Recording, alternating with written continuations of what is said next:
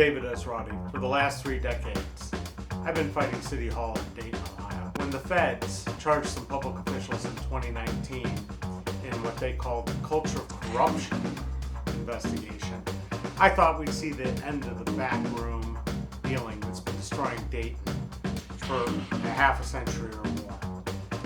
The dirty little secret in Dayton is that leadership has been in cahoots with demolition companies, landfill operators, contractors, and developers for decades.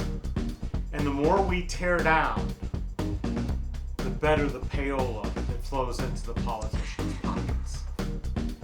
If you want to understand how all this happens, you need to watch the following video and understand what's going on. This makes the mob look like rank amateurs. This is racketeering. This is a meeting of the Montgomery County Democratic Party. In Ohio, elections are run by boards of elections. Half the people are Democrats, half are Republicans. Never mind the fact that there are more unclassified voters than either Dems or Republicans that have no representation whatsoever on these boards of elections. Boards of elections certify signatures as being good on petitions, which petitions are accepted, what goes on the ballots, what petitions pass, and more importantly, they draw local precinct lines. I'm sure you don't know where those local precincts are because they don't affect most of us. But they sure matter to these people in this room. And they're drawn by the Board of Elections. To get on the Democratic Party Central Committee, you have to be elected a precinct captain.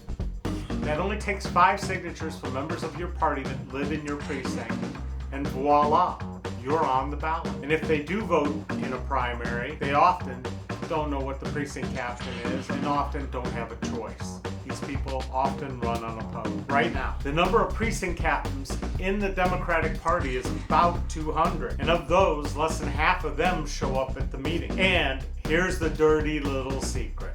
The people that do show up, a lot of them are either related to elected officials, are elected officials, work for elected officials. It's called the patronage system. So I call this the monarchy of Montgomery County, or the friends and family party. So since most of local elections are nonpartisan, meaning there are no party labels on the ballot, the parties try to sway elections with these things they call endorsements. And then they send out slate cards.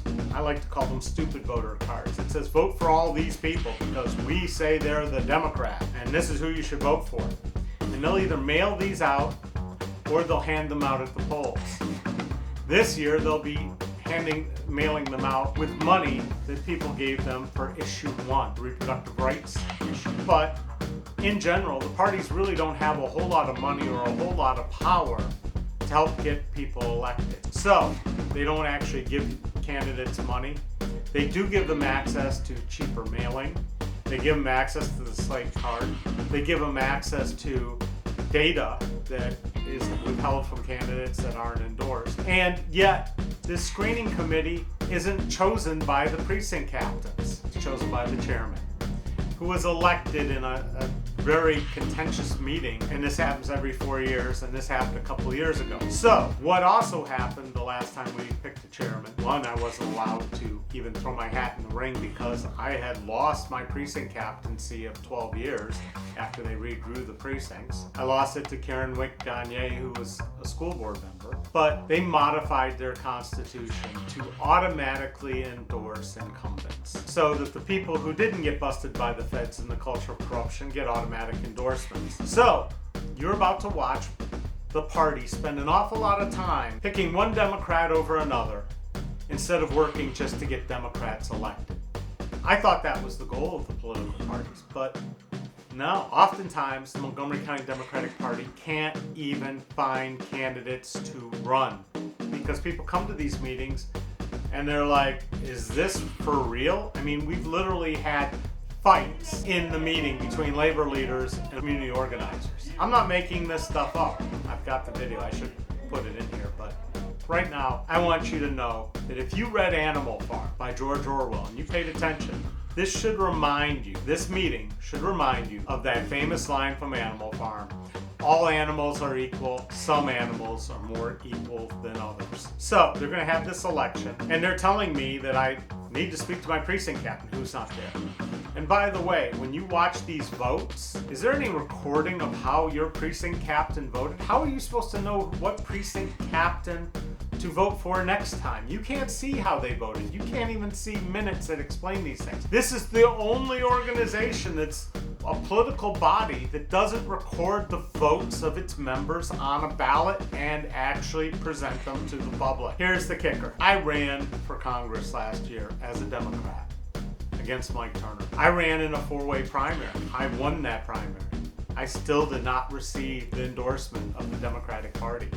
The 75 or 100 people that bothered to show up in that room did not endorse me. They, in fact, endorsed Mike Turner. Is that the kind of Democratic Party we want? No, I don't think so. That blocked me access to the voter databases. That blocked me access to low-cost mailings. It left me off the slate card. They backed Mike Turner. And even with zero help, I got more votes in Greene County than their love child, former Dayton Mayor Nan Whaley, who had millions of dollars and the full support of the party. I beat Nan in Greene County. And in Montgomery County, I only came about 1,000 votes behind her, running with a lot less money and zero support from the party. The question for you is picking candidates in a back room instead of letting voters decide. Is that what we want? Is that very democratic? Is that free and open and honest election? This needs to change, and I hope you watch and watch closely as you watch Democrats trash other Democrats and even say, oh, that's my aunt and you should back her, or I like this one instead of that one. Because in the end, it backfires on the party. It just divides us. Now we're fighting against each other instead of fighting the public. Listen to what Mike Bach says. Is it right for people who don't live in Trotwood to be endorsing who should be the next mayor of Trotwood? I think you know the answer. I do this filming for a reason, to make sure this is public. I go to these meetings, I try to ask questions, and it is absolutely like running against the mob. So, sit back, pop your popcorn, and watch 2 hours of the Democrats eating their own. Thank you. Good evening. It is my pleasure to welcome all of you to the Executive Committee meeting of the Montgomery County Democratic Party this September 28, 2023. I will now call this meeting to order. Let us stand for the Pledge of Allegiance. Today we will be led by Mr. Zach Joseph.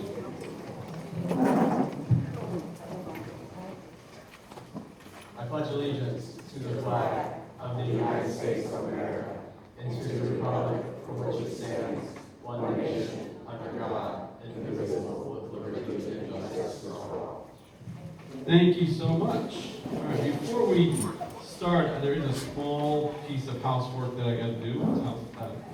Our parliamentarian has stepped down, and so I need to appoint a new parliamentarian. I would like for us to name Mr. Zach Joseph as our parliamentarian going forward. Is there a motion on the floor to do so? Somebody, please. All right, so moved. All right, so Second, whatever. Ms. Grandjean first, and I'm going to say second. We're good? All right, so moved and seconded. All in favor, say aye. Aye. Any opposed? Hearing none, Zach, congratulations, sir.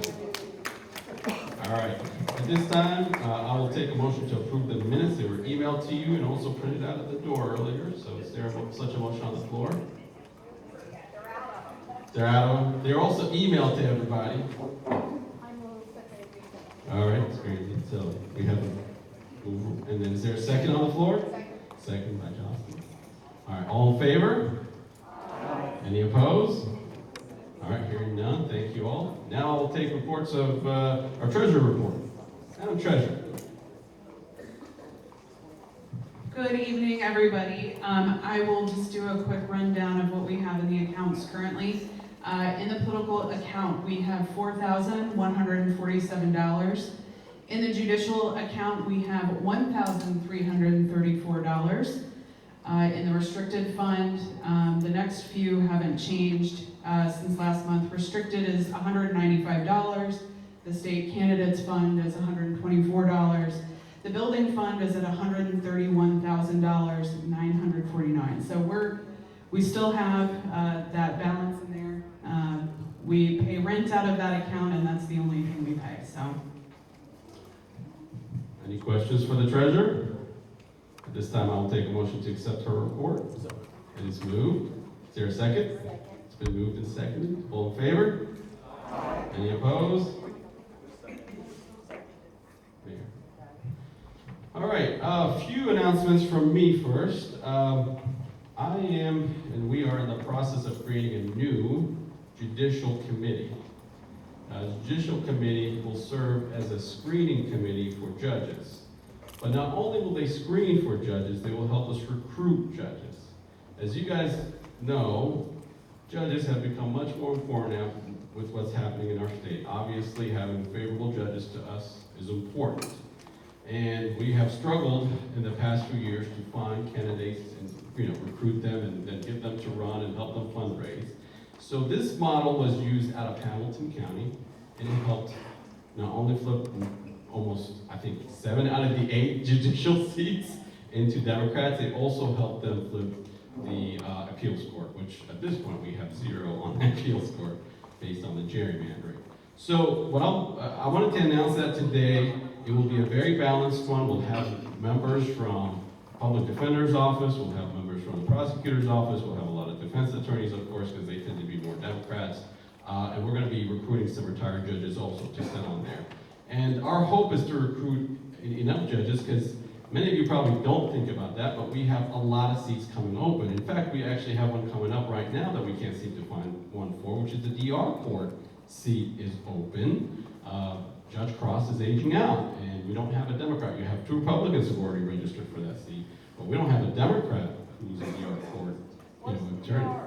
Domestic relations divorce court, it's domestic relations court.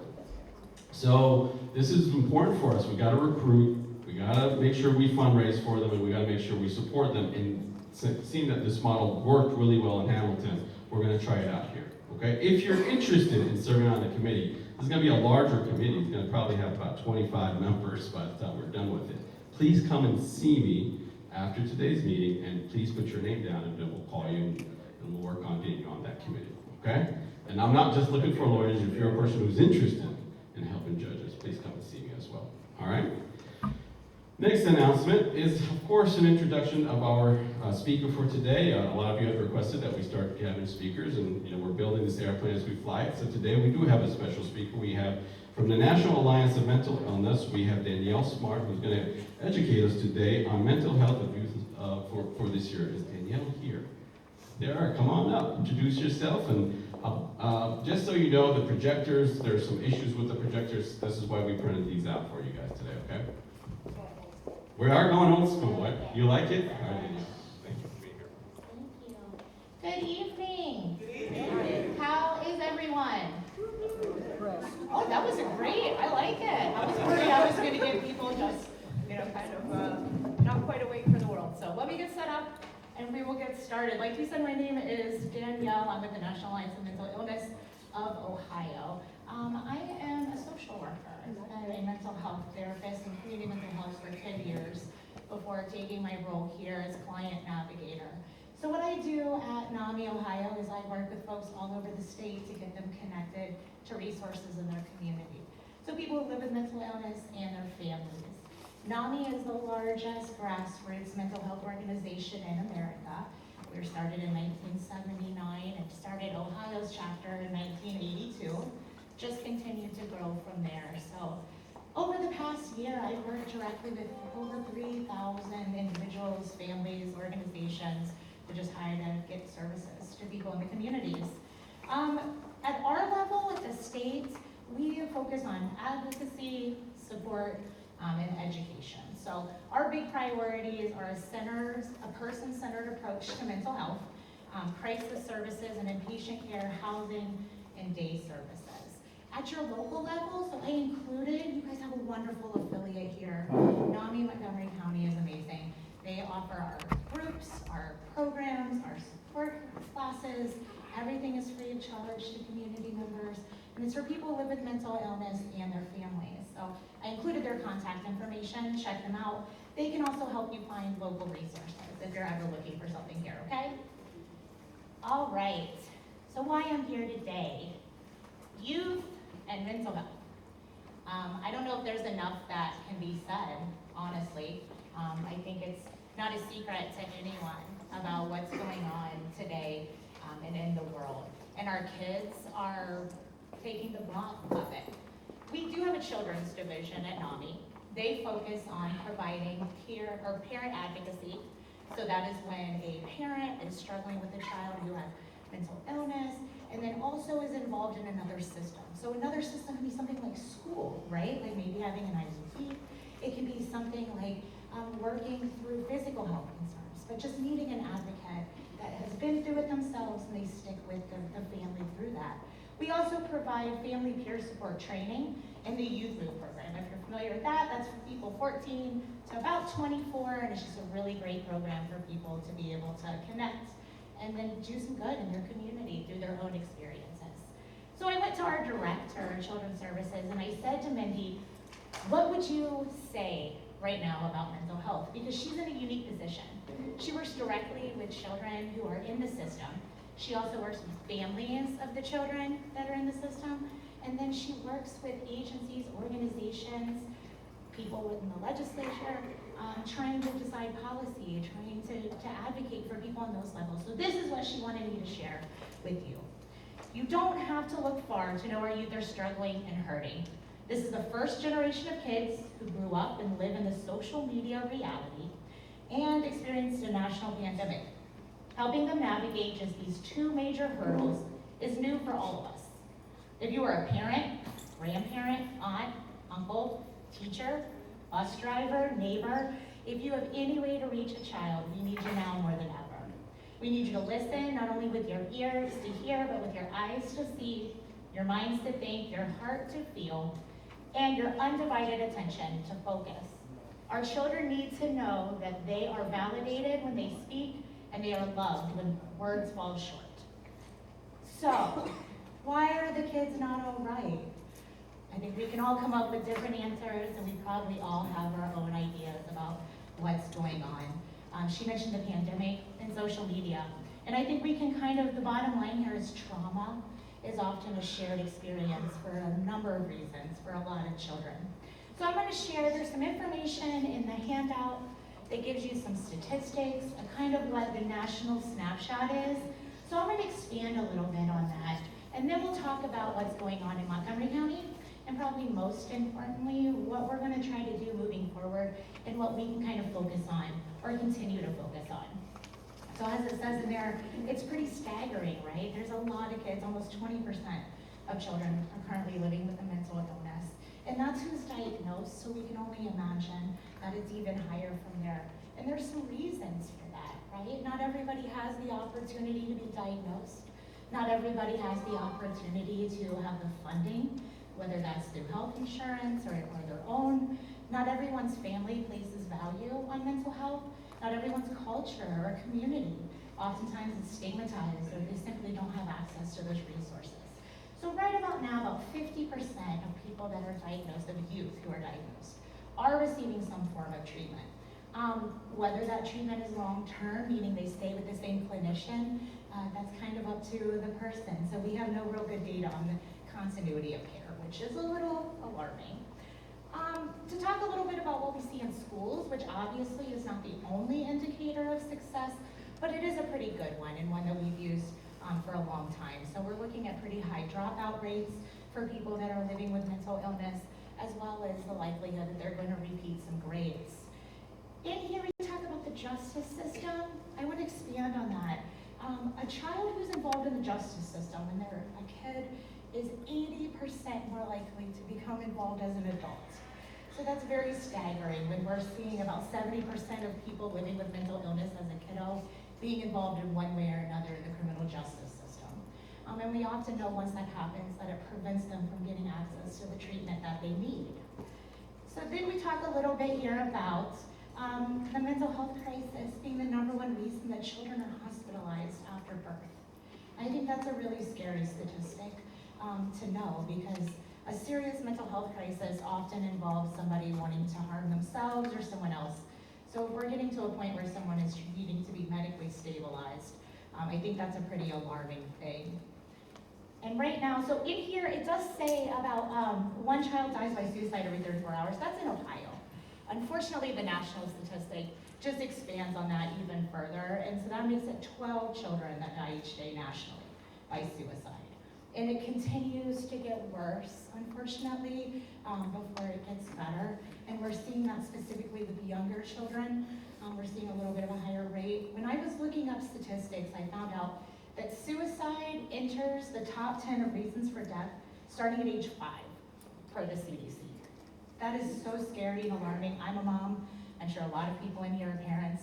That is a terrifying statistic to think about, that that's the first time we see it nationally, is at 5. So just trying to make sure that we're having these conversations, and it's so important to make sure that our children know that that's a very stark reality, and we have to make sure that they're talking about it.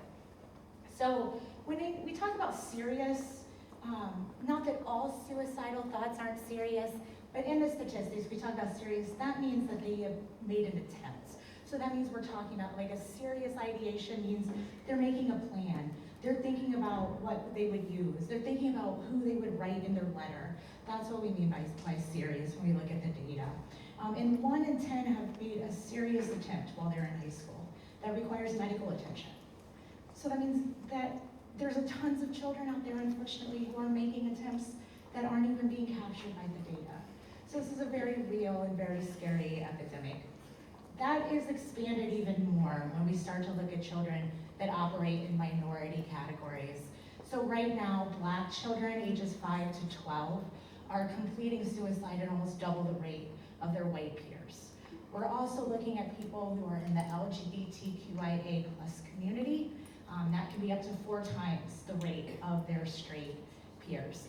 And we're seeing that replicated in adults, but I think it's even more staggering because there's simply just not as many children in the population. So that makes it even more of an issue. So let's take a look at Montgomery County. You have a lovely county, by the way. I really enjoyed my drive down today. You guys have about 117,000 kiddos here, so under the age of 18, it's about 22% of your population. So it's pretty on par with a lot of the other bigger areas. About 20% live below the poverty line, which isn't a clear indicator of mental health. What we're looking at with that is more access to resources, right? Wanting to make sure, because it's about 5% that are without health insurance.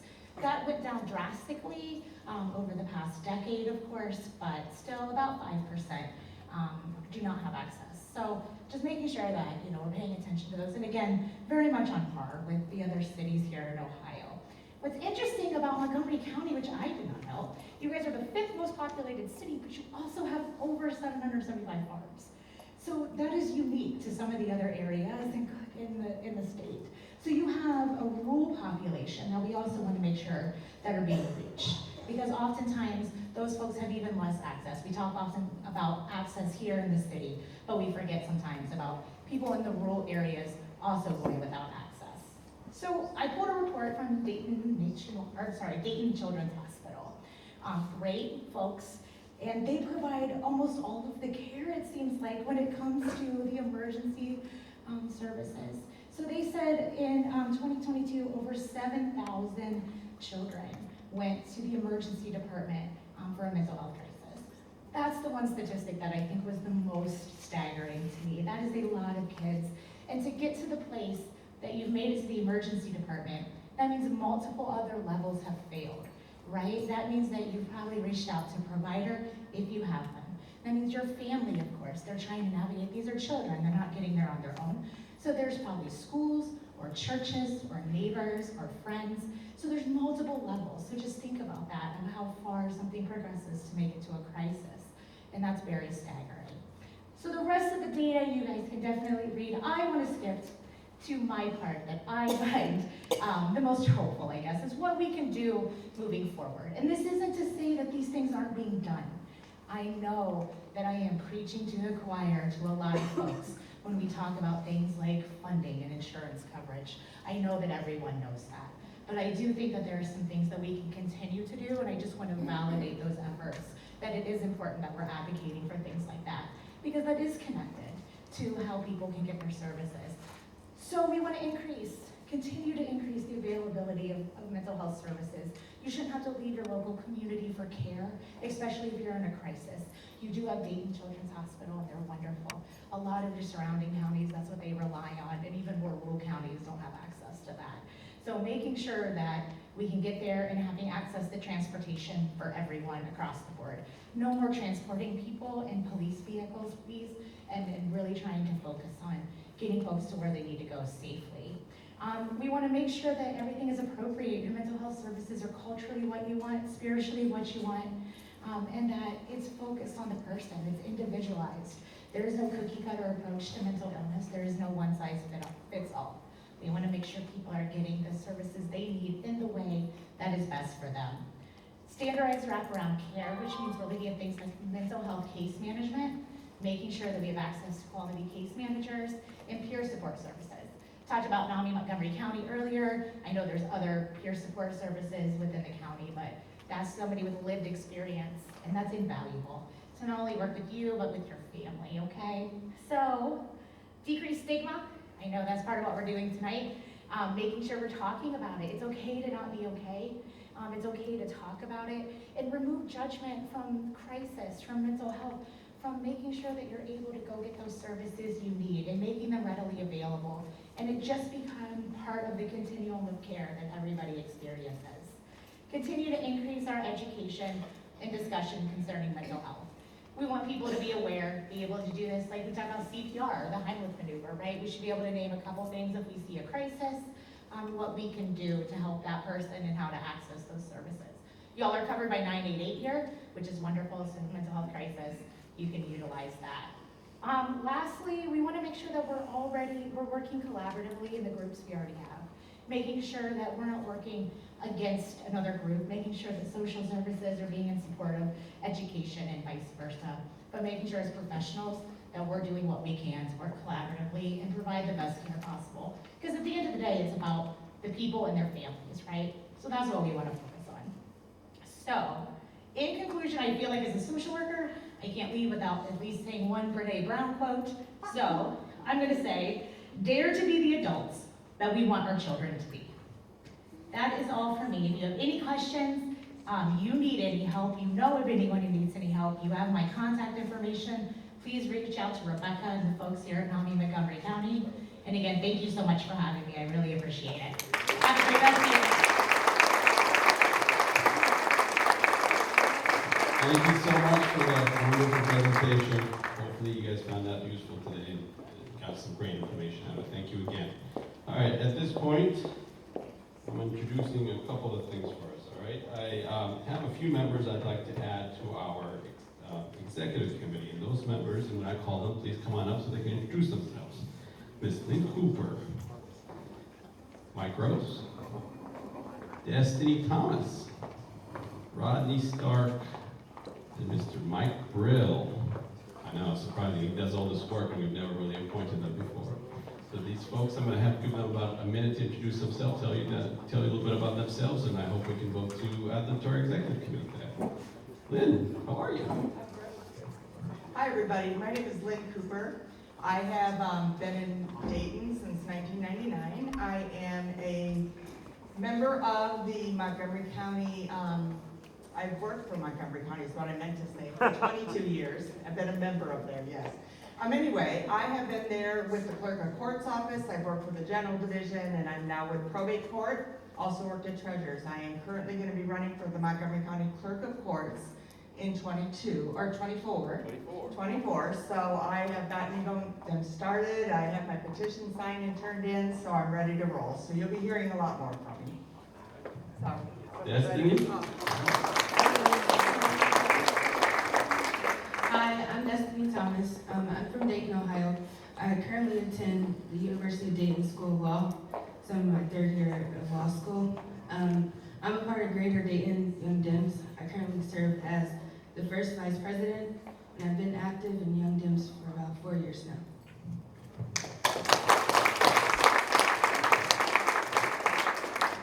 Good evening. I'm Michael Gross. I'm the president of IME CWA Local 755, and we represent about 12 shops in the area. I also sit on the executive board of the Dayton Montgomery County Miami Valley AFL-CIO, and I'm also currently the vice president of the CWA State Council of Ohio, and sit on the board on the United Way also. So thank you all for being here tonight. Thank you.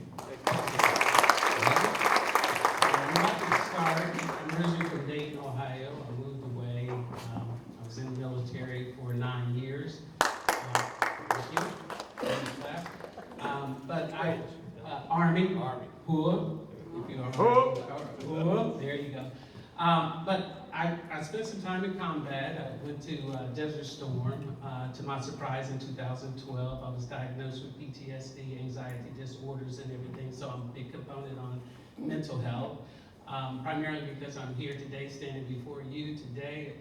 Therapy do work, recovery do work. But I am running or looking to be appointed to the precinct 15C. So I hope that happens today because I see a lot of opportunities there. Thank you. So Rodney is in an open precinct. When we go ahead into executive, he will serve as the precinct captain for the open. Mike. Mike does all this work and he's never been appointed. I've been on the committee in the past, but I live in what is, needless to say, a very crowded Democratic precinct, so I let other folks run this year. But Mike Brill, I've been involved in the party for about a decade now. I've served in leadership roles in the College Democrats and the Young Democrats, and I currently serve as this party's communications chair. So thanks. Thank you. At this time, I will entertain a motion to add the members to our executive committee. Is there such a motion? Ms. Deborah Owens, is there a second? All right. I'm sorry? All right, at this time, all in favor, say aye. Aye. Any against?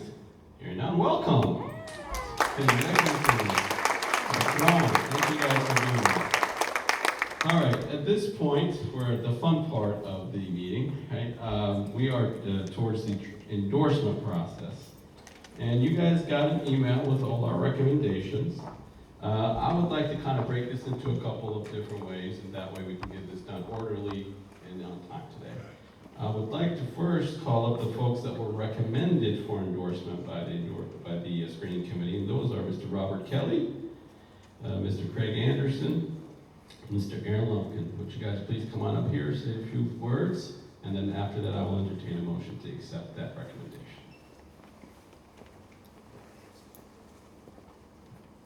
We'll give you 2 minutes each, please. 2 minutes, I thought y'all said 5 minutes left. Okay, don't cut me short. No, I'm not gonna speak no 5 minutes anyway, okay? But certain things I like to do.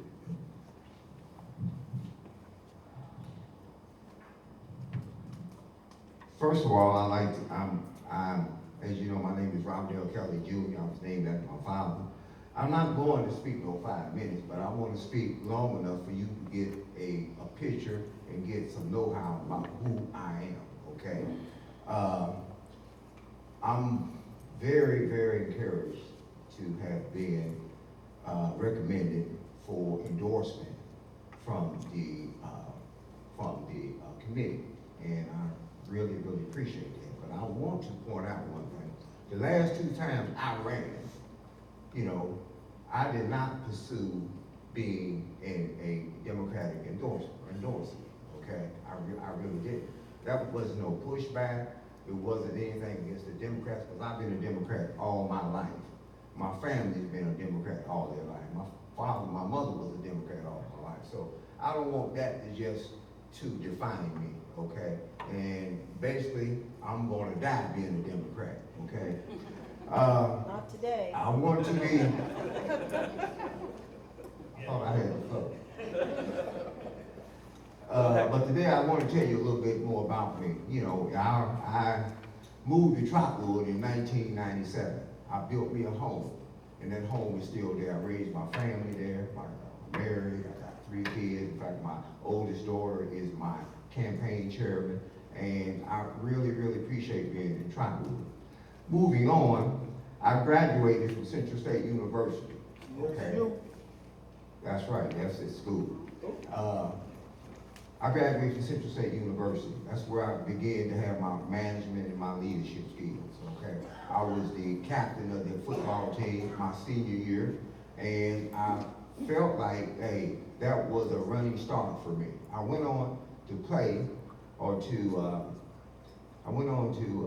work at 3 high-profile agencies, okay? After I got my sociology degree. Montgomery County Children's Services, I worked with the Housing Authority, and also, last but not least, the American Red Cross, okay? I ran their emergency housing program, I ran their family living center, and just so you would know, let's make no mistake about it, the American Red Cross is one of the biggest agencies in this country, as well as international, okay? And I was really privileged to win their Spirit of Excellence Award in management, okay? That's not nothing to snort about, okay? I mean, that award was given to me by our CEO and other members of the state, okay? And that's where I got my management skills. And I brought all that to the American Red Cross. I brought all that to Trotwood as well, okay? And that's the way I have been working it ever since, okay? And I want to be able to run again, you know, and I really, really appreciate getting the endorsement. I'm not fighting the endorsement at all. I want the endorsement, because my wife even told me, said, you done ran two times and you haven't even saw getting an endorsement. And you've been a Democrat all your life. So I'm here tonight, okay? And I hope to get the endorsement, okay? Furthermore, I'm also a deacon and the treasurer of the Christian Baptist Church. Okay, that don't come lightly. I work under Dr. P.E. Henderson Jr. I think some of you may already know him, okay? But I get my hands on the money, take it to the bank, and do some of the budgeting and all those kinds of things. So I'm not without a lot of experience, okay? I'm not without a lot of experience and privileged information, okay? So I'm going to tie this down now. That's all I want to say. I know he still told me 5 minutes. I took him 5 minutes. I hope he did 5 minutes. Anyway, that's all I got to say. Thank you, sir.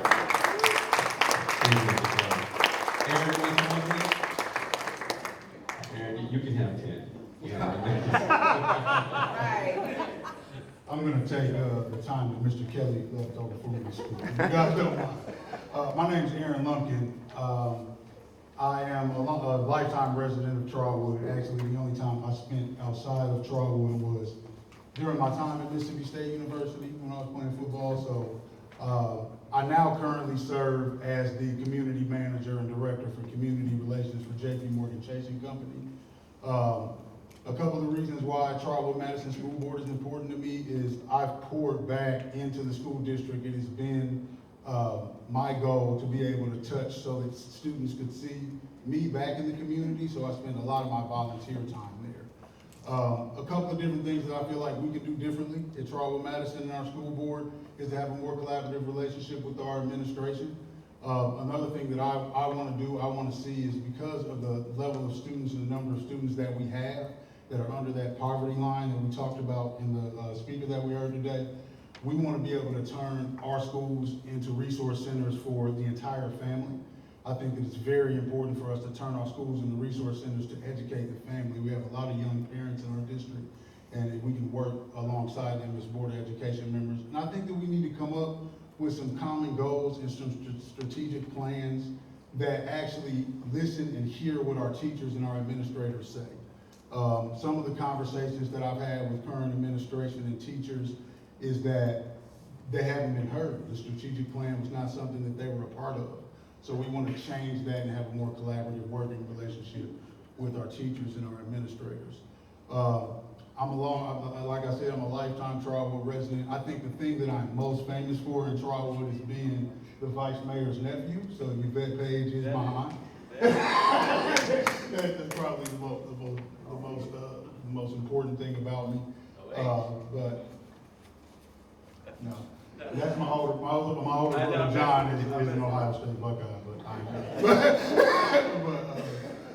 but that's really all that I have to say. I appreciate the committee for recommending me for the endorsement. We are lifelong active Democrats. We do not waver from that at any point, and we really appreciate and respect the endorsement from the committee.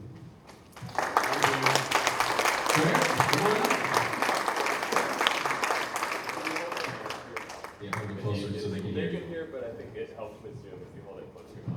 All right, greetings. My name is Craig Anderson. I am the current president of the Greater Dayton Young Dems here in the Montgomery County area.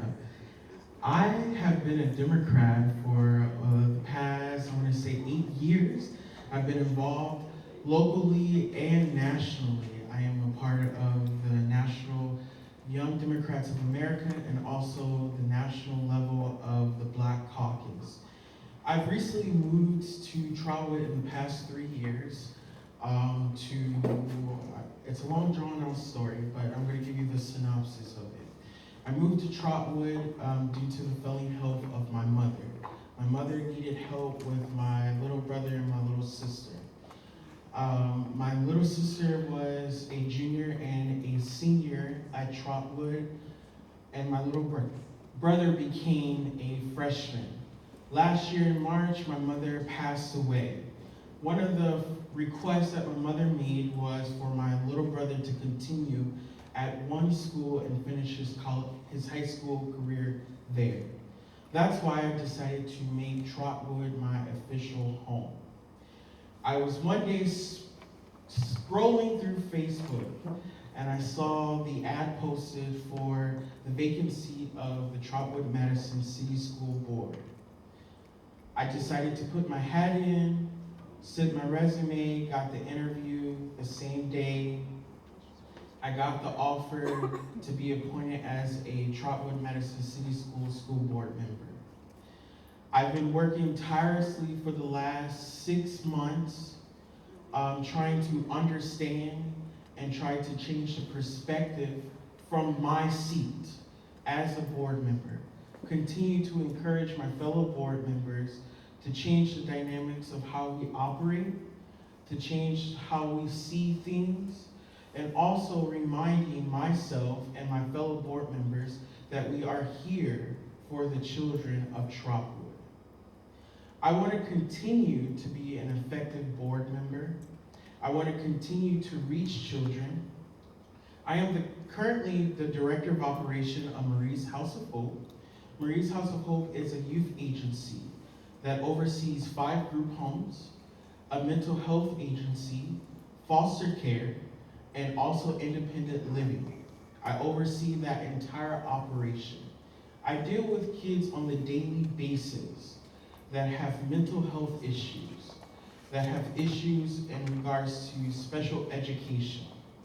And I also have a little brother who is part of the special education within Trotwood. I know a lot about individual plans in regards to IEPs. I know in regards to mental health and how I can merge those two and provide a well-balanced conversation to the school board. The school board job is to cast the vision of the district. I believe my job is the liaison for the community to the administration, i.e. the superintendent and treasurer. I want to continue to build that relationship to help the kids that we service, because as we read a lot, Trotwood is not so high up as far as academics. But I believe that something good comes out of Trotwood. So that's why I'm seeking the endorsement of Trotwood Madison City Schools as a school board member. Thank you. All right. three candidates that were recommended. Is there a motion on the floor to accept the recommendation? Moved. Is there a second? Can you please state your name? In the back. Bruce Cattell. And who seconded? Jan Underwood. All right. Considering this is a screening nomination, we will take vote by hand because we have 75 present. Requires 2/3 vote. 75? 76. So we need 51 votes for this to pass. For those who are for accepting the recommendation, please raise your hand and keep them up while we. Right. And those folks on Zoom, please also raise your hand.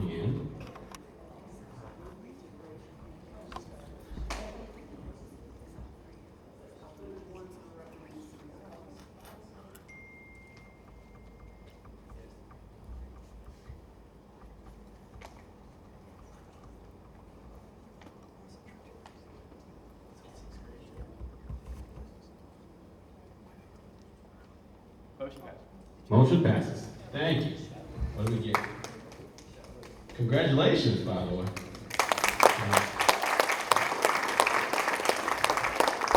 Thank you so much. At this time, we're going to move on to the other part of our non-recommendation, actually, at this point. So we have the spot for Trotwood Mayor. I think you guys all got our information about, we have Mayor Mary McDonald, who is presumed endorsed. And then we have Ms. Yvette Page, who is challenging her. I'm going to give them both 5 minutes to come and speak, and then we'll talk about what process we need to go through. Okay? So would you both please come on up? You have 5 minutes.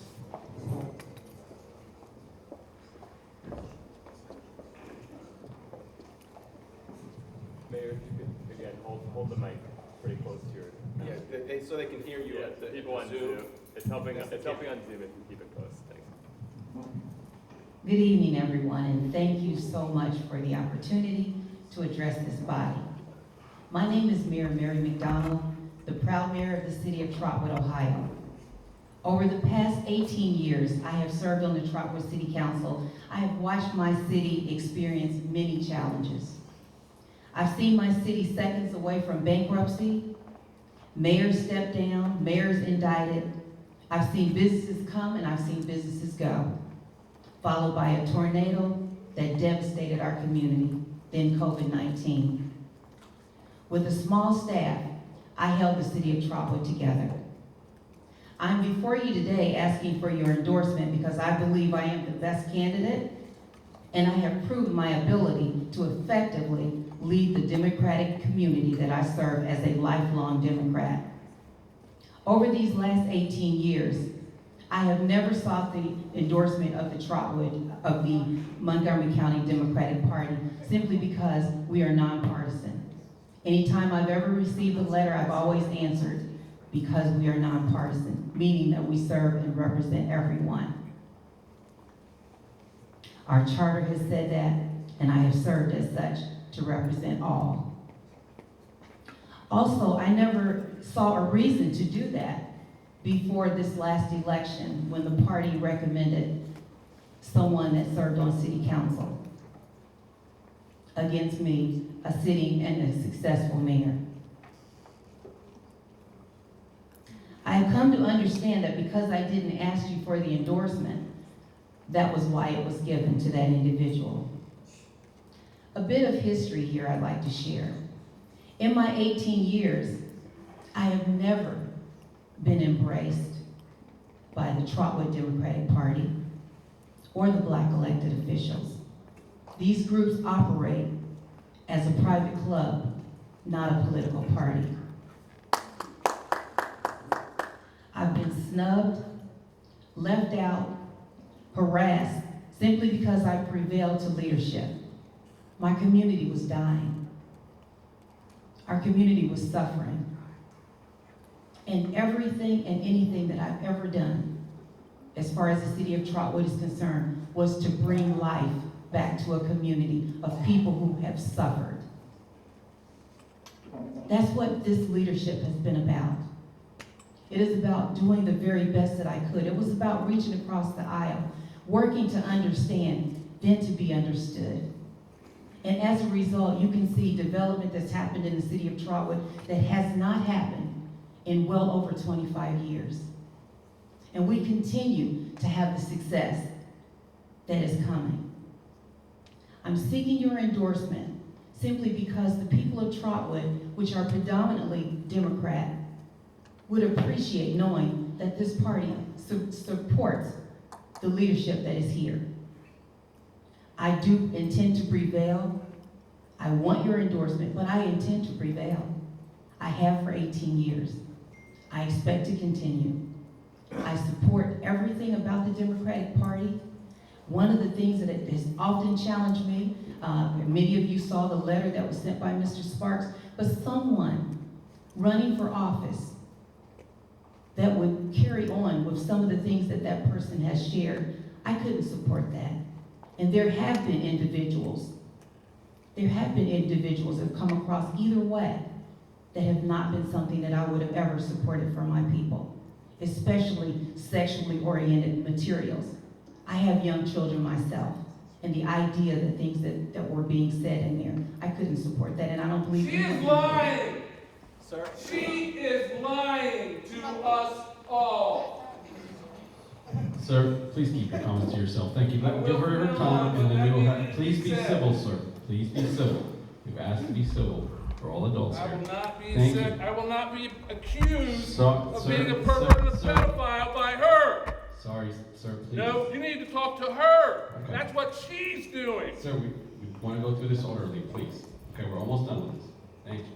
You've been warned twice. I shouldn't be expected to take that. You've been warned twice. Next time you're out. DP, you can come here like 5 minutes. Again, I ask your endorsement and your understanding of what a mayor's job is when a mayor is called upon by the governor or the mayor is called upon by the Speaker of the House. The mayor has a very different job than council members. They don't have to show up. But when the mayor is requested, the mayor shows up.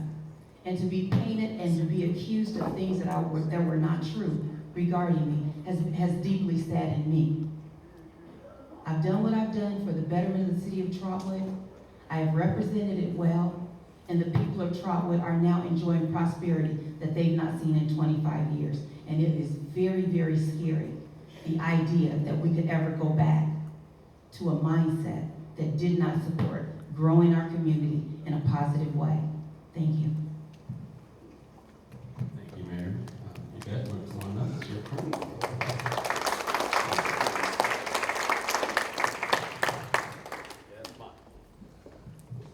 Good evening, everyone. Podiums restrict you. You should never be restricted when you're talking to the Montgomery County Dems. My name is Yvette Page, and I'm running for mayor of Trotwood again. I'm going to tell you a little story. Let me take you back to 2017. They told me, you're not going to win. The incumbent was in there, Rap Hankins. Just run some other time. You'll never win. But guess what I did? I ran. I beat Rap Hankins by 277 votes. And I became council member. Before then, though, I sat down at Boston Stoker and talked to Martha Clark. And we had a heart-to-heart talk. I knew nothing. I didn't even know what a petition was. Didn't even know that you got paid being on the council, because that didn't matter to me. Because I live in a community of 44 years that I've been through the bad, and I've seen the good. When we had the mall, when we lost the mall. I was affected, but am a survivor of the 2019 tornado. Yeah, my house was torn up. But on that day, you know what I was doing? I was pulling Rap Hankins out of his house that he was stuck in. Because it doesn't make any difference. I'm going to represent you no matter what. So let's roll on down a little bit further. Me not knowing Green, didn't know anything about the Democratic Party. But guess who taught me? I look around this room today, there are so many people in this room that called me, that sat down with me, told me, asked me, taught me, and embrace me to make me what I am today. And I appreciate that, and I don't forget that. So I'm asking you for the endorsement, because if we roll down to 2019, I was the presumed endorsed person at that time. I didn't shy away. I have always been a Democrat. I've never turned my back on Democrats. I will always support you no matter what, because I've been a Democrat all my life. My children are Democrats. My grandchildren will be Democrats. So I'm asking you today, let's go back to 2019 when I stood before you like I'm doing today. And let's make this happen in 2023. As your Montgomery County, not Trotwood, but Montgomery County Democrat Party, I love to be your endorsed Democrat. I thank you for your time, but I also thank you for your support. And you will always have my support.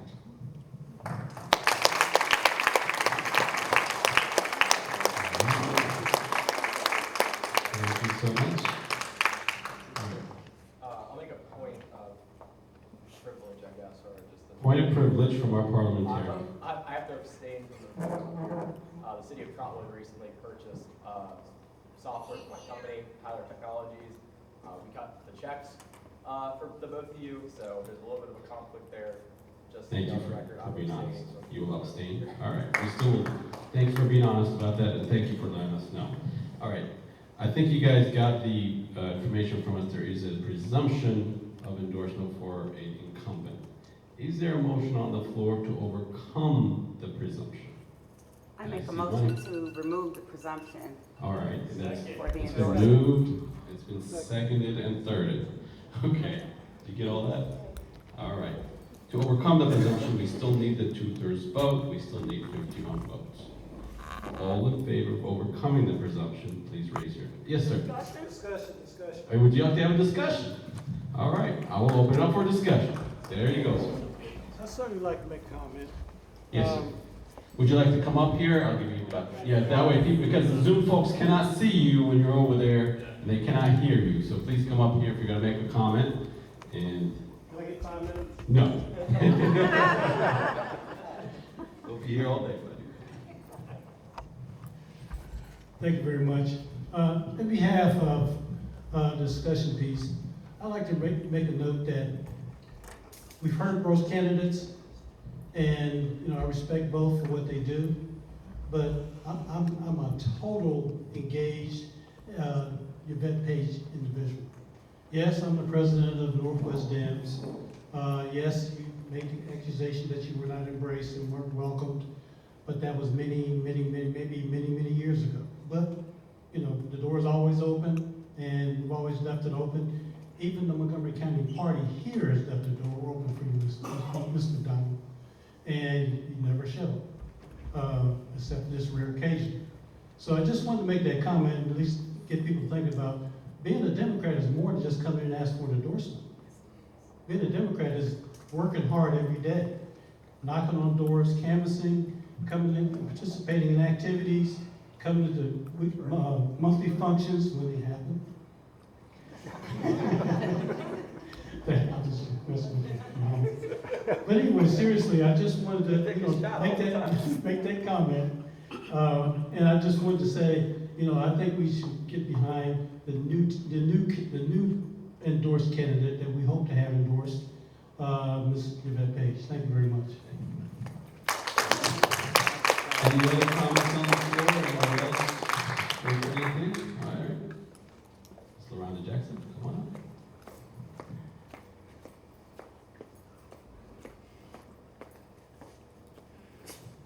Good evening.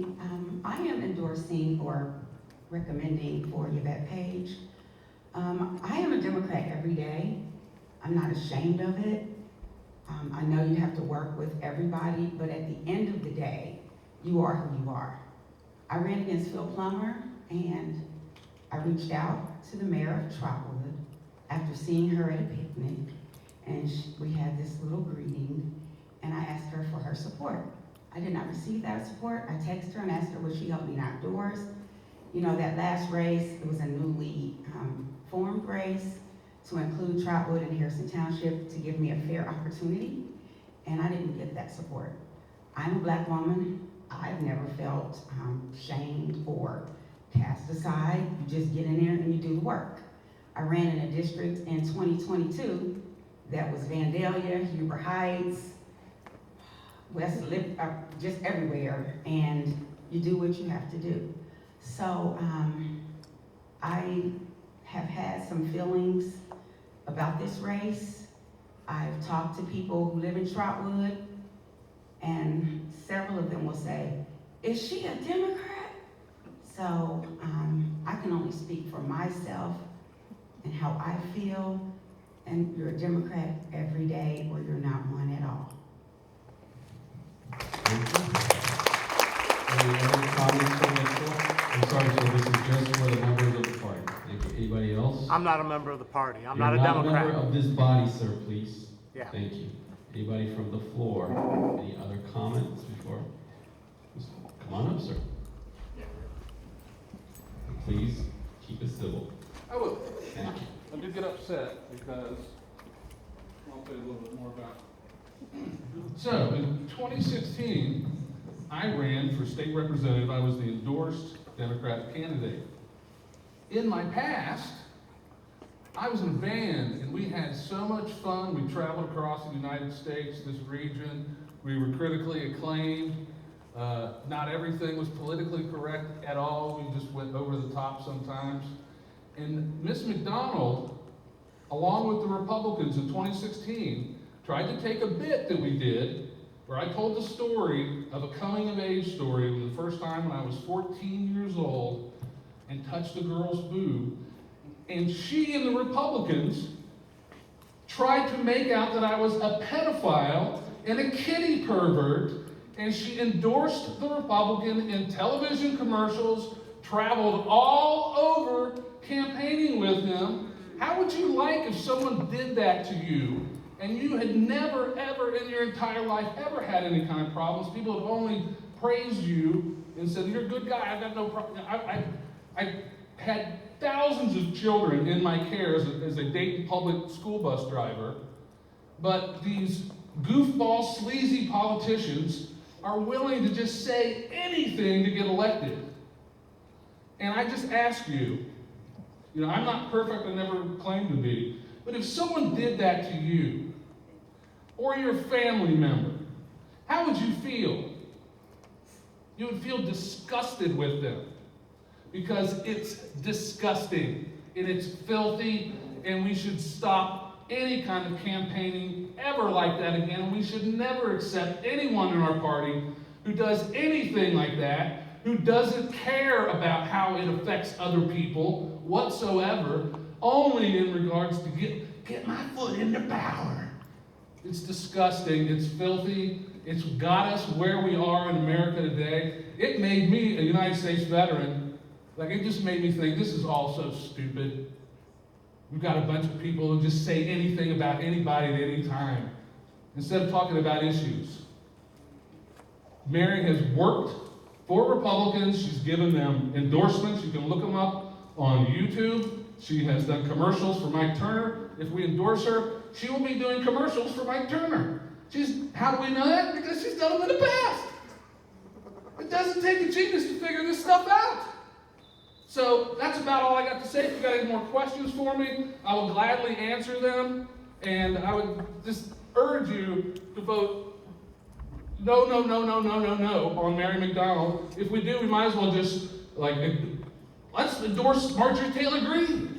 You guys have a great day, and thank you there was a lot of people who supported me through all that, because it was very traumatic. I will tell you that, too. And it was the first in a long line of Republicans and their friends trying to make us out to be pedophiles and perverts based on complete lies, fabrications, and distortions, and we shouldn't ever put up with that. Thank you very much.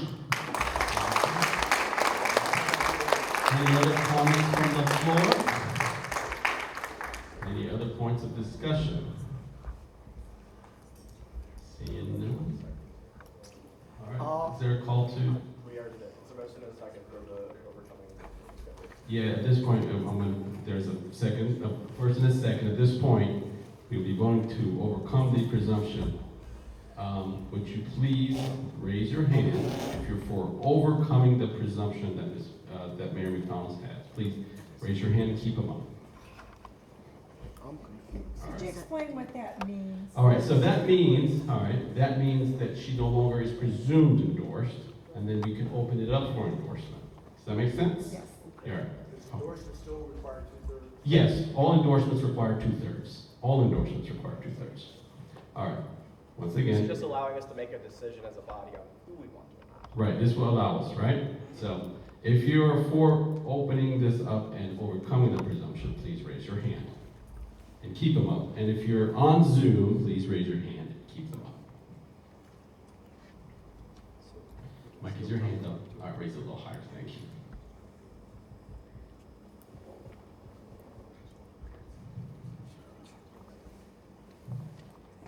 Motion carried. The motion has carried.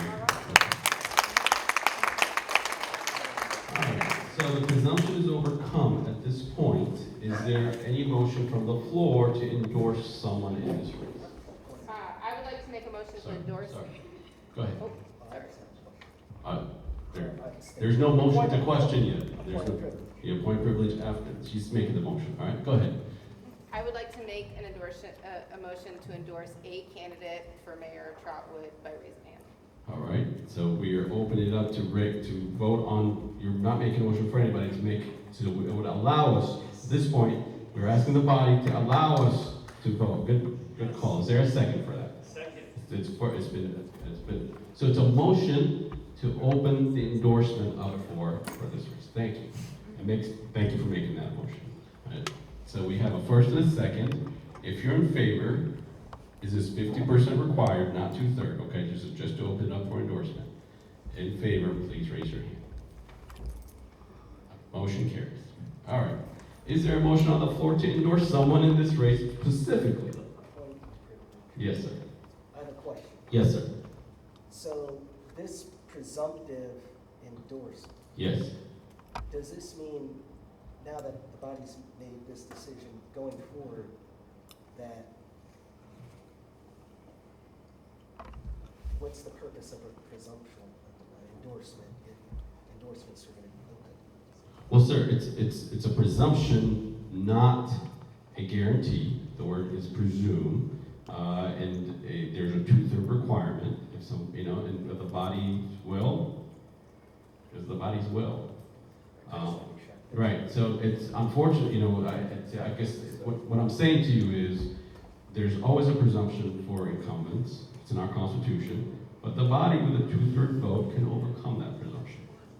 That's in our Constitution, and we follow our Constitution today, sir. Okay? All right, yes. Just to be clear, the same number of votes are required whether or not there's a presumption. Yes, yes. 2/3 is required whether or not there is a presumption, but to overcome a presumption, it says 2/3, and that's what we follow. Is there a motion on the floor? Yes, sir. I have a question. Question. Why wasn't I allowed to make a comment when others were? I'm sorry, sir. We didn't see you. I'm so sorry. We did not see you. I raised my hand. All right, sorry. It's probably because you didn't see you. We apologize for that. I'll still allow you to make your comment if you'd like. There's still no motion on the floor this time. Is there a motion on the floor to endorse anyone in this race? I make Mr. a motion Ronson-Jackson. to endorse Yvette Page for the mayor of Trotwood. All right, there's a motion for you at Page. Is there a second? I'll second it. It's been seconded. Any debate or discussion on Ms. Yvette Page? Mike, did you want to say something? Come on up.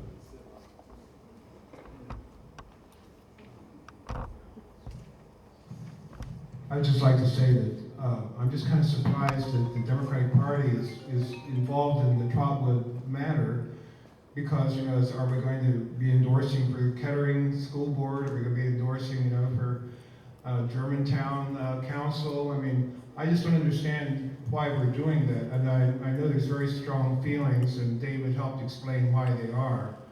but I'm just uncomfortable endorsing anybody.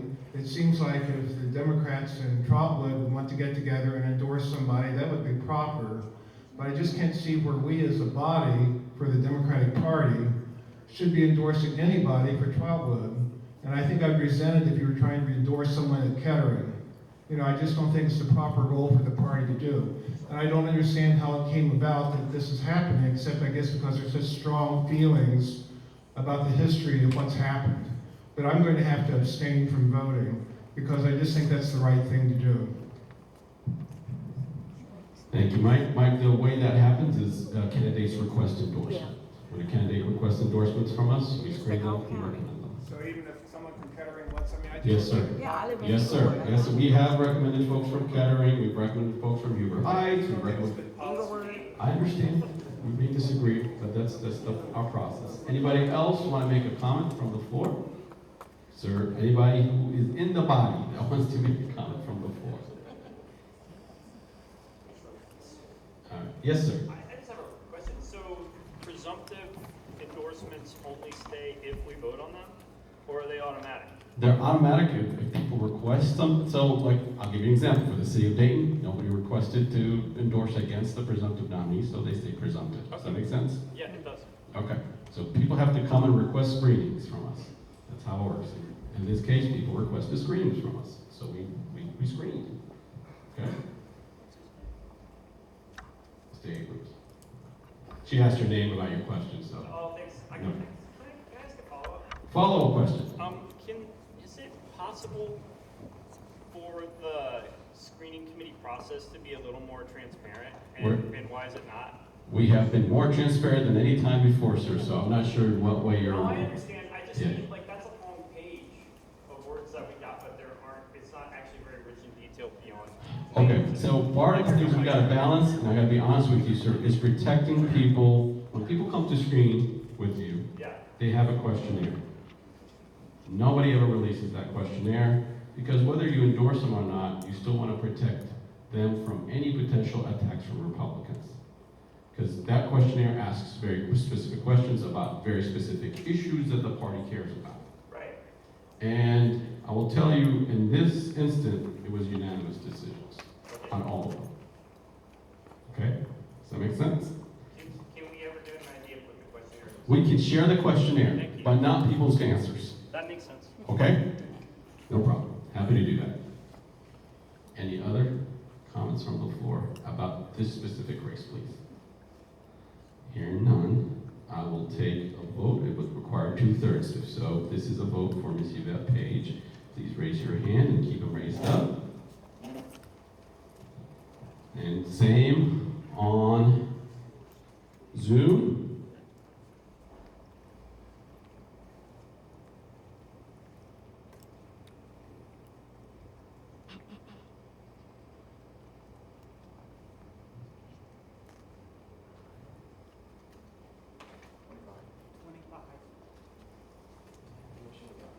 Well, we have to see what Zoom is. Oh, wait. What do we have as Zoom? Did you get Mike and Destiny? 6 on Zoom. Some people on Zoom have not voted on anything. Those 6 hands that raised were so there's 6 hands that are Yes. raised. So these are definitely for this vote. Destiny. 57. 57, the motion carries. You see that page?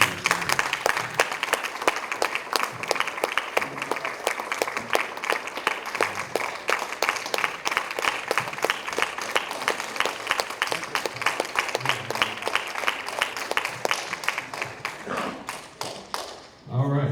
Yes, ma'am. President, may I have just a second, please? Not President, Chairman. I don't want to be Chairman, I'm President. sorry, anymore. Chairman of the Montgomery County Democratic Party. Yes, ma'am. They can't hear you on They Zoom. can't hear you. If you can just want to come up and just say 2 words. Happy to do. I'll give you 1 minute, okay? Because I still have more business to do. 2 words. Thank you.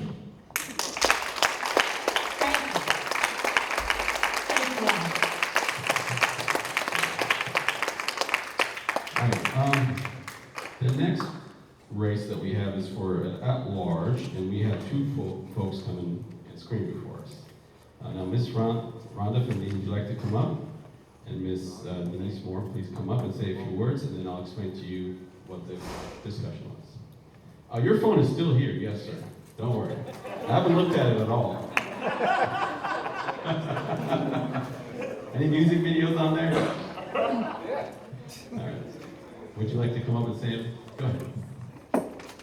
Stand here in front of this camera so they can see you on Zoom.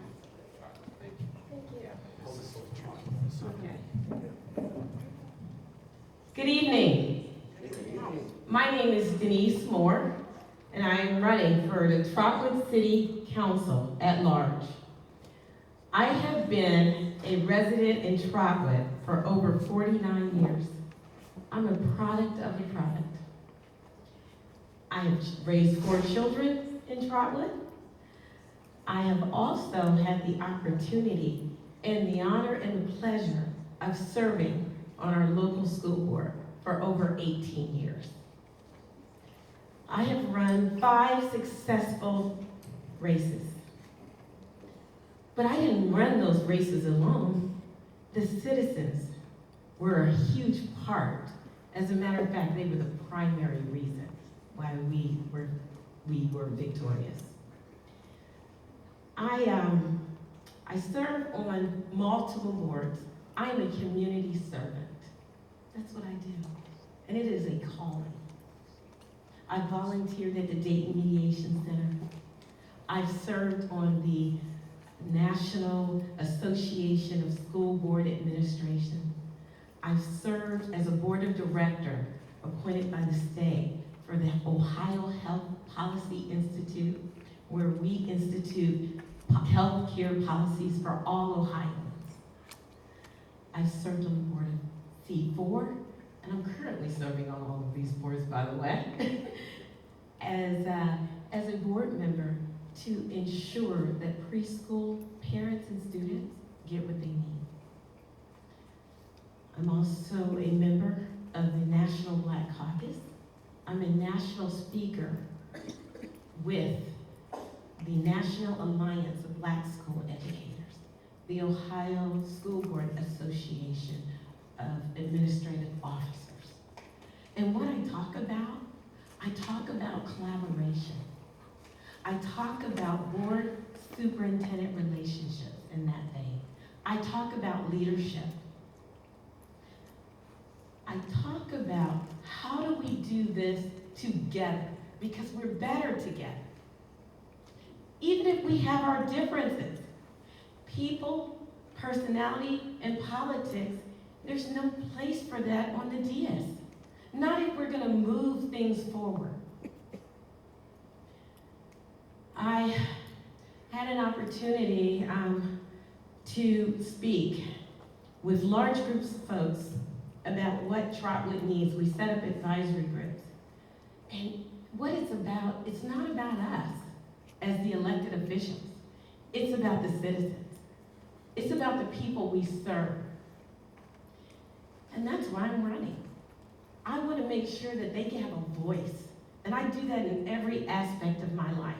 As a matter of fact, as a profession, I work for Ohio's Hospice of Dayton. I work with dying patients and their families. I work with physicians, hospitals, long-term care facilities, and just community, even the faith community. What it's about is well-being. Well-being for our citizens, well-being for our city, and well-being not just in the rim of Trotwood, but also for local municipalities, because what we do touches every community outside of Trotwood.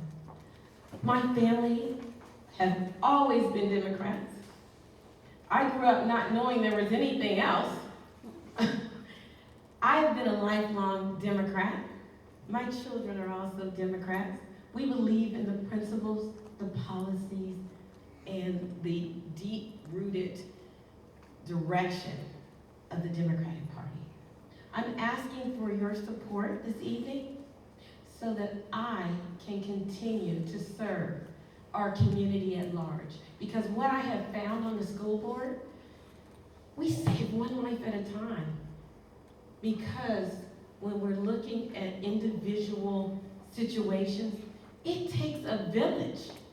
It takes each and every parent, senior, citizen, anyone who lives in Trotwood to get behind the initiative as a whole. Because the city is only as good as a school, and the schools are only as good as the city. And Trotwood is growing.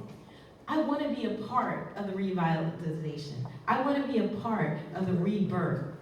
I had an opportunity to move out of Trotwood 2 years ago. Okay, I'm sorry. I'm going to close out, all right?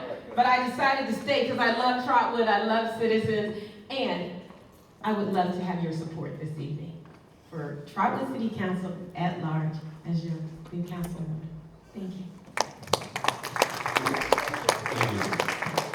Thank you. Please stand right here so they can see you on the camera and hold this close. It's probably better if we look that way. Thank you, sir. Good evening, Chairman and distinguished committee members. I want to thank you first and foremost for this opportunity to be here tonight. I stand here tonight not for myself, but for the citizens of Trotwood. I am seeking your endorsement to help me continue to serve my community. Trotwood needs proven leaders to achieve the level of community, of economic development growth in our community. We deserve that in our community. Our citizens are craving for that economic development growth. I realize as an independent candidate, I may not qualify for your endorsement, but I would like to understand why. Because I do know that there has been several other candidates who have received your endorsement as independent candidates that stood right here in this very place. I have a proven track record. During my first run for an office, I ran alongside Mayor McDonald, excuse me, Mr. Robert Kelly, and myself. We unseated 3 long-standing Democrats by a pretty good margin. The second time out the gate, I ran with Mr. Robert Kelly, and Mr. Kelly and I received over 70% of the vote, twice that of the mayor's race. I voted as a Democrat in the general election more times than less over the last 25 years, and I have supported the party, many of the Democrats in the party over the last 25 years. And I have to say, all 6 of my sisters, my mom and dad, always have been Democrats. So on paper, honestly, I am a Democrat. I've always been true to myself and the values in which my parents instilled in me. And that is compassion and respect for all people, regardless of your race, your ethnic background, your gender, or whether you had an R or a D behind your name. I do my research to understand the issues and the position of the candidates, and then I vote. My desire is to make a difference for the greater cause and to uphold my values, which is people first, always. So why am I running? I've reigned over 15 years of economic development experience. I have a can-do, proactive mindset. I have the fortitude to work in an inclusive environment, and I have the drive and desire to encompass any challenges that's put above Trotwood and within Trotwood. As a matter of fact, as the Economic Director of Development of Trotwood, which was a former position which I was honored to hold, I attracted the largest private investment in the city of Trotwood, and that is to date. Now, I'm really looking forward to that record being broken soon. So we're working very, very hard. I also was helped bring in our new library, our Montgomery County building, Montgomery County Courts building, the Goodwill Easter seals, and worked hard on the expansion of bringing in a new grocery to the city of Trotwood. Trotwood is rebuilding from the devastating tornado. And as one of the hardest hit communities, we were the very first one to recover. And you ask yourself why? And it's because we were prepared. I, at that time, was the only elected official in the city of Trotwood who had the certified FEMA credentials to be able to provide guidance to our Trotwood Incident Command Center. So I will continue to fight for the prosperity of Trotwood and the will of our people. I bring a sincere willingness to listen to residents. I remain committed to the growth and the building of our community. So I am currently serving not only as a 2-term elected official for Trotwood, I serve as the command country manager for the Department of Defense, and I oversee a budget of $3 billion. Prior to that, I served as the deputy director for the National Air and Space Intelligence Center. I am a lifelong Daytonian, a 40-year resident of Trotwood, married for over 35 years, and a proud mother of 1 son. So why am I the best candidate? If you're looking to endorse someone with integrity, ethics, and morals, that's me. If you're looking to endorse someone who's a workhorse and not a show horse, that's me. If you're looking for someone who's not afraid to lose, because I either win or I learn. And if you're looking for the best candidate who will uphold the democratic values, that's me. I'm Rhonda Finley. I humbly ask for your endorsement. I greatly appreciate the privilege of your time. Thank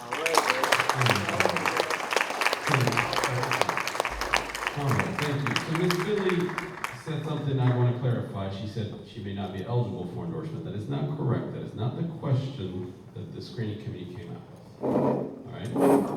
During the interview, Ms. Finley, you stated that you were an independent. That is what you labeled yourself. The question before this body, because we could not we couldn't make up our minds in screening, is a Democrat who is an incumbent eligible for a presumption when they claim to be independent? That's the question. You can still get if there's no presumption, somebody can still make a motion to endorse. We've endorsed independents before. The question is not whether we should endorse an independent. The question is an independent who is registered as a Democrat eligible for the presumption that we have in our Constitution?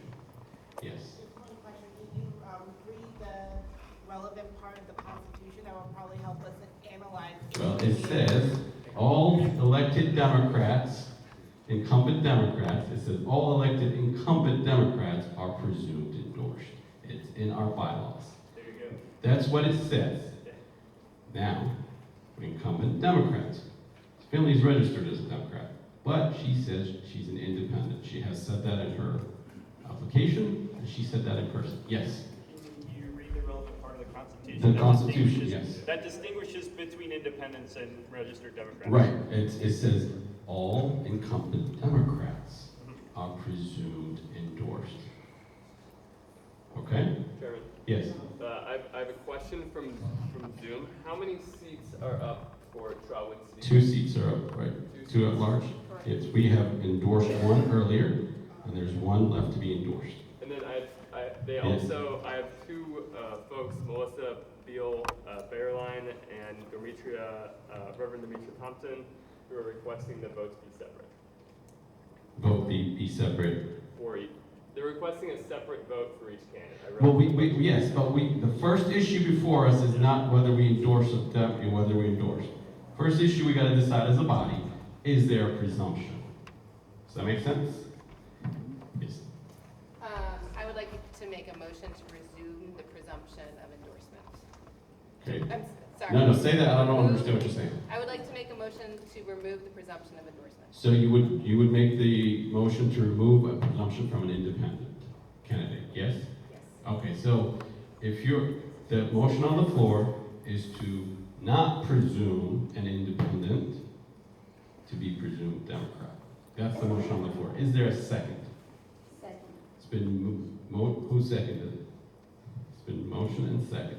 So, Wait a second, she's not a member of this body, is she? who? A Yes, she is. Mayor McDonald is a member, sir. Oh, she's a precinct? She's elected. Yes, Precinct captain? Precinct captain. Yes, and plus, sir, thank you for that. Yes, we know who's a member, sir. Thank you for that. To be clear. She is a Democrat. She's registered as a Democrat. So she is registered as a Democrat. Yes. She wants to say that she has an independent streak in her. No, she labeled herself as an independent. And she says she originally got elected as an independent, not a Democrat. She didn't run as a Democrat? No, she did not run as a Democrat.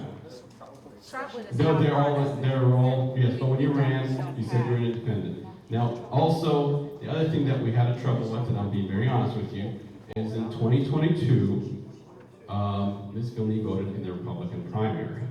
Now, that's the primary that had J.D. Vance, and that's the primary that had Mike Turner, and it had, so that's something, another thing that gave us pause.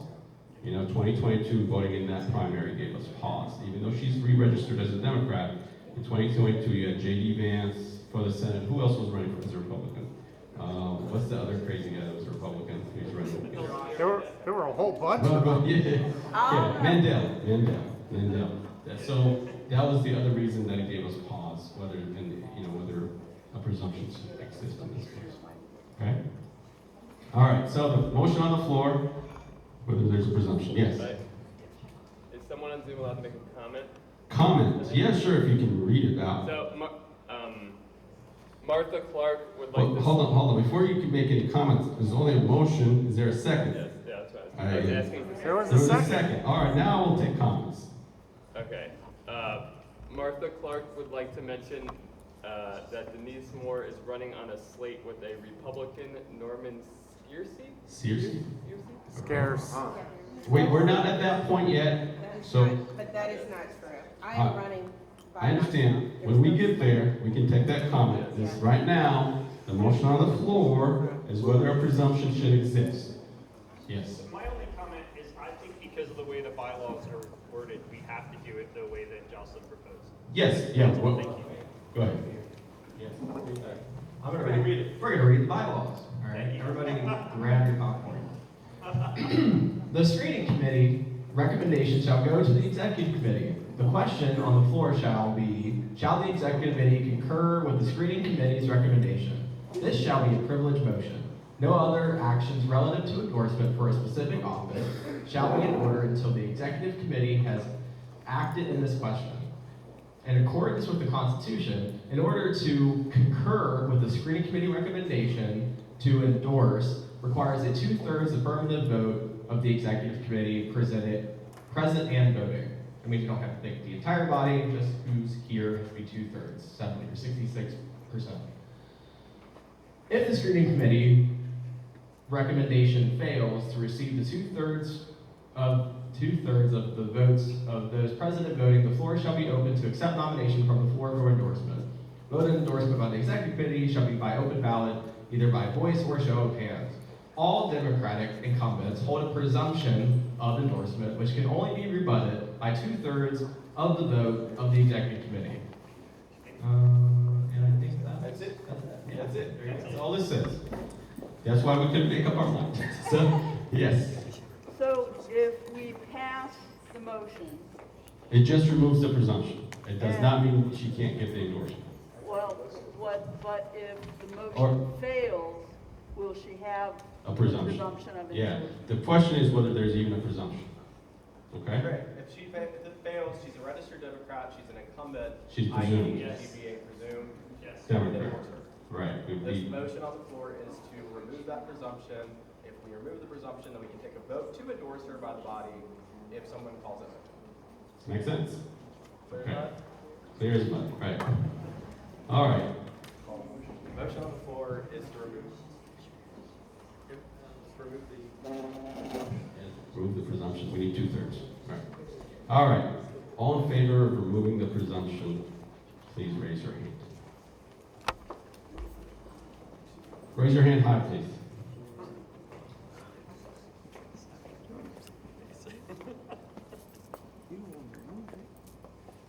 Well, because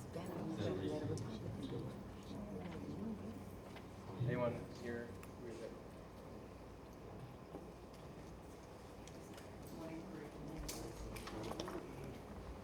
We've had 6 now on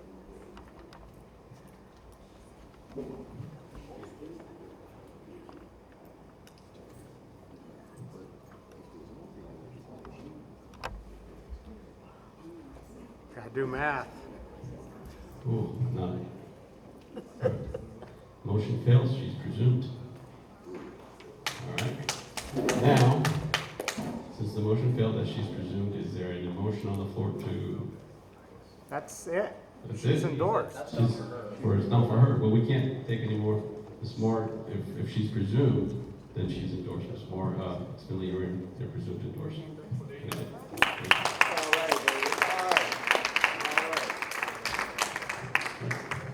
All right. Is there any other motions for? Did you want to make this? Oh, yeah. I'll move to amend the agenda to add an item we got now to discuss and potentially. Sorry? Microphone. All right. So just a little background. You guys all know about issue 1. ODP endorsed it. ODP punted on issue 2 and has left it up to us, the local party. Okay? So I'll move to just, I'll bring to the floor a recommendation to endorse issue 2. Second. All right. All right. Issue 2 is the marijuana issue. It is currently polling at 60%. And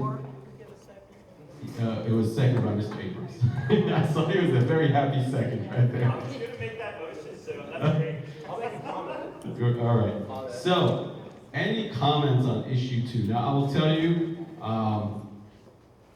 we are, as a party, ODP has made it clear we will support this if the local parties, major parties around the state, all major parties have passed this to be endorsed by them, so everybody's passing this right now.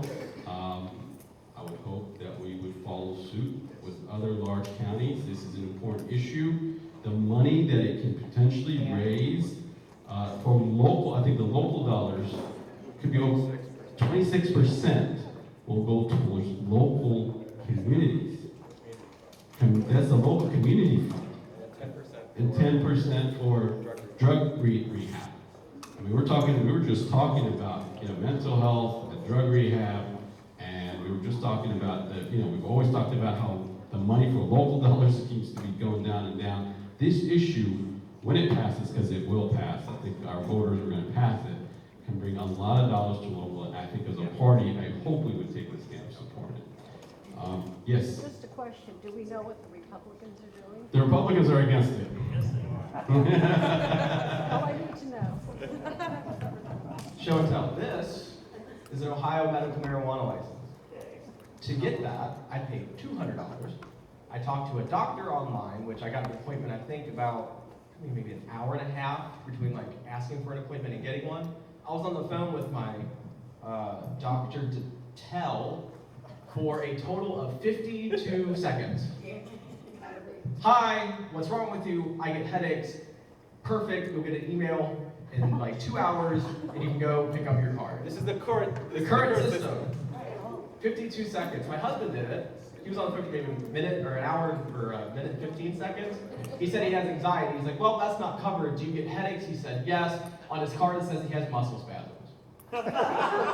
So to get a card now and have to pay a private company $200, it's legal in Ohio right now. Anybody in this room, I guarantee you, go online and get your card. And there's a monopoly right now. Yeah.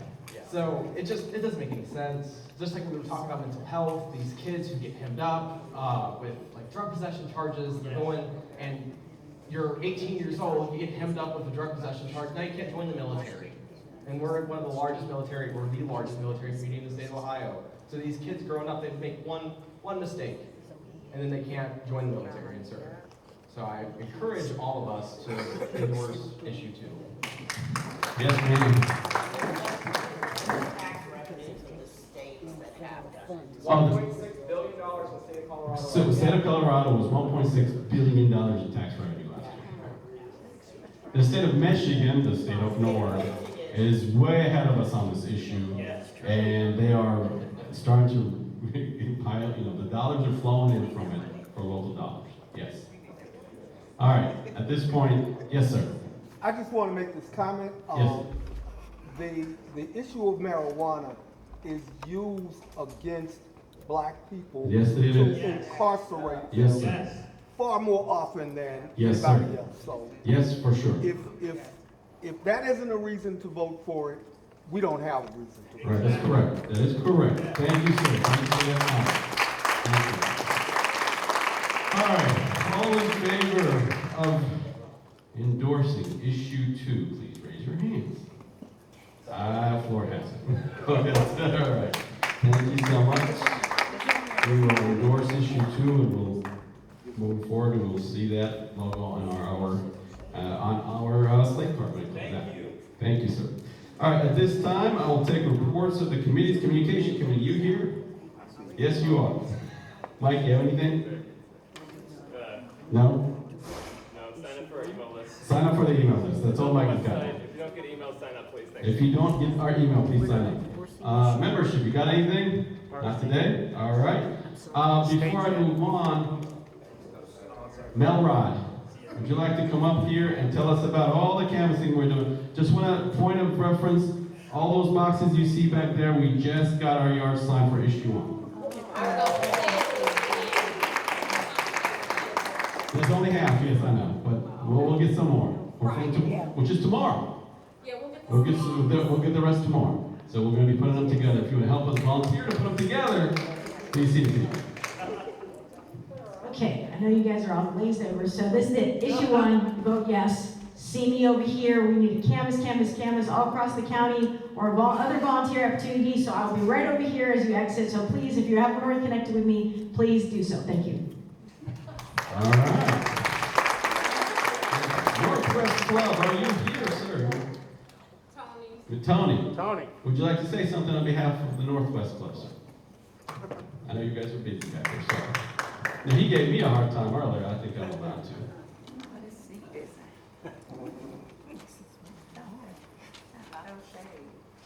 You took up part of your 5 minutes earlier. Yes, part of your minutes were gone from earlier. That's what he said. Mr. Kelly yielded 5 of his minutes. Thank you, everybody. As president of Northwest Dems, I'd like to say hello, everybody. We meet every second Thursday of every month at 7 o'clock at the Harrison Township Community Room, which is off of North Dixie.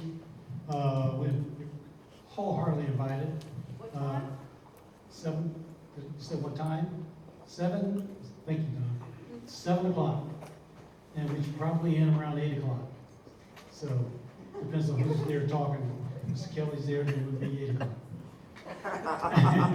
But anyway, this past Thursday, we had a candidates night. Great turnout. We got to hear some of the speakers from the different positions that they were running for. We got to hear what they had to say. And we didn't formally give any endorsements yet, but we're going to do that at our next meeting when we have our total members there and talk about what we can do to help the candidates in that community. So Northwest Dems make up of Trotwood, Harrison Township, Inglewood, Clayton, and Jefferson Township. But we also invite people from Dayton and other community members such as Huber Heights. So we're a welcoming group out there, and we do enjoy each other's company. We have a lot of fun, bringing a lot of different speakers, and we welcome you to come. So please come and enjoy us. It's the second Thursday of every month at 7 p.m. at the Harrison Township Community Room. Thank you very much.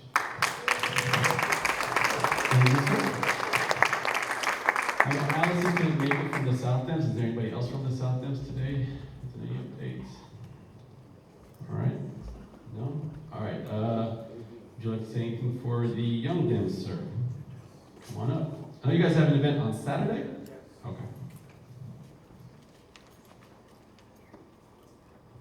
All right, greetings. This Saturday, September the 30th at 12:30 p.m., we voted no, what now? Be seen, be heard, take action, town hall brunch at Coco's Bistro. We will be honored to have everyone to come out and support. This is not just a Young Dems event, this is for everyone. We have our very own Montgomery County recorders, Stacy Benson Taylor, and our state representative, Willis Blackshear. Tickets start at $25. It is a buffet, so come on out and support. We'll be giving a donation to a contribution to both Stacy and Willis, and also a contribution for issue 1. So come on out, join us. Thank you.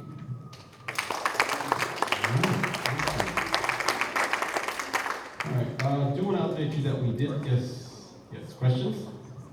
No, I just wanted to say that there is a rally in support of issue 1 on October 8th at 1 o'clock. Okay, October 8th. Courthouse How about we wait until the end to make that announcement? Oh, okay. I'm sorry, I just have one more item and then I can open it up for the business. We did have our East Dayton listening session. We were in Deep East, we were in the Burkhart Library. I can tell you we were in trouble in that part of town. Turnout was lower than we really wanted it to be. I think, we have a lot of work to do to recapture some of the folks we lost in those parts. We will be having a listening session in the northwest part of town next, and we will do that right after the election. We'll probably do it in December. Okay, we'll do a listening session northwest in December. And then we will do the listening session south part of town, south part of the county, in January. That's our plan. We will probably revisit East Dayton and have it in a location closer to downtown to see if that's better for us for East Dayton. Okay? So that this one, the turnout was not what we wanted it to be. But it just shows that we have a lot of work. Okay? I know, in Riverside, we actually had someone from Riverside, and if you look at registration, we only have 22 Democrats in that whole register type. Just kidding. All right. At this time, I will take new business or any announcements to be made. Would you like to make the announcement? Do I need to make that? I think it'd be better if you come and say it, and that way people can hear it on Zoom. Okay. We do have 2 of you at least, right? 3, right? Yes, we're having a rally on October 8th, which is Sunday, at 1 o'clock at Courthouse Square in support of issue 1. And it's kind of a last-ditch effort also to get people registered who may not already be registered to vote. All right, any other announcements? Just from the body, sir, I'm sorry. Wait, this is not a public body, a public meeting, organization of the Democrats? This is only the special Democrats, not all Democrats. Yes, sir, that's correct. Really? Yes, sir. Okay, so the Democratic Party excludes people who are registered Democrats. You can, sir, if you have a comment, you can always make it, and somebody from the floor can make it, okay? No. Precinct captain can bring your comment to us, sir. And that's My precinct captain isn't here. All right, well, you could have reached out. It's Miss Karen Wickanye. Trust me, I know how you fixed that. I didn't fix it, she beat me. Thank you, sir. I appreciate that. After you met in secret to redistrict everything, paying off the old, yes, it's up to me. the old BOE chair to come in $150,000. Here's how this is going to work from now on. He's warned you on a number of occasions to You be can in order, sit down. and you can get banned and trespassed from this building. We can. Like the next we time I'm will. up here and he has to more than one time tell you to be quiet, you're going to get trespassed from this building. We can do that. Thank you, sir. All right, at this time, there's no new business. I'll take a motion to adjourn. Moved. Is there a second? Who made the motion back there? I can't see you. Please state your name. Vicki Hamilton Smith. Vicki Hamilton Smith. Who's the second? Ron. All right. All in favor of adjournment, say aye. Aye. Thank you. We're